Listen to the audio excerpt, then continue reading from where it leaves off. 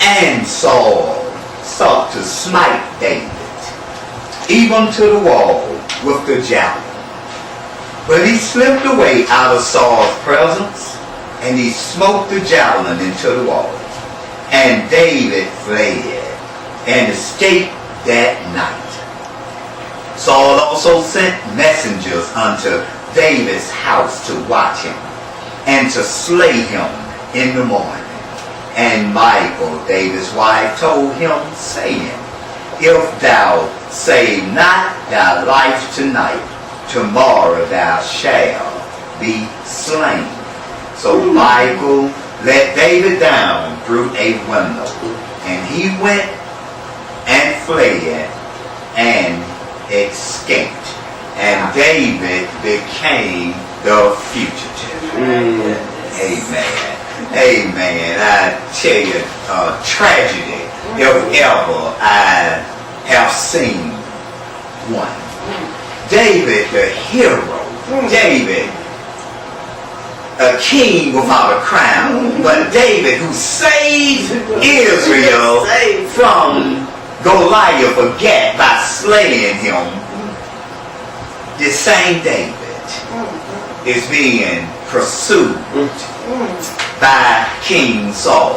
I think all of it just might go back to a song. A song. The women sung a song after David and Saul was returning from war. But I think it was a widely misinterpreted song when the women were in the streets and the soldier was riding, and King Saul sitting high and mighty upon his horse. I'm sure it was regayed eloquently because he was the king and had the robes and all of his soldiers following in front of him and the women said, Saul has killed his thousands. But David has killed his 10,000. And you would have thought. Now, I know that if I was the king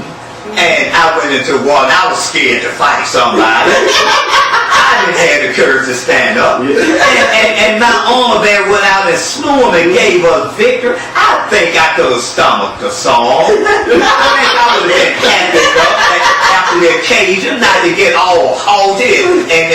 But at that moment, Saul became jealous of David. He became jealous and agitated. But the Bible scholars tell us that when the women saying that David slew his 10,000, they didn't mean exactly 10,000. That was a figment of speech which meant that Saul did great in war, but David did great. You know, the numbers for Saul, he got caught up, but all of it the same thing. King Saul did great, but David was the greatest. You know, David was the greatest. And that didn't sit well with King Saul at all. And before they got that, he had already made it in mind. I don't like you, David, very much. You know, I don't care what you did. I don't care if you cut Goliath's head off. I don't care if you brought dignity and pride back to the Israel army and saved us from these Philistines that have been kneeling us because we couldn't do anything with them. You know, David, I'm more concerned with my image. And you have tarnished my image, and I want to get you. And it started from that point on.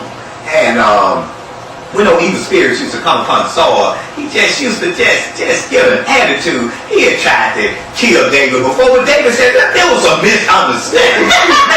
maybe that spirit that got upon Saul, maybe he accidentally released the javelin the first time he tried to kill him. It wasn't no intentional thing. I don't, but Saul loves me.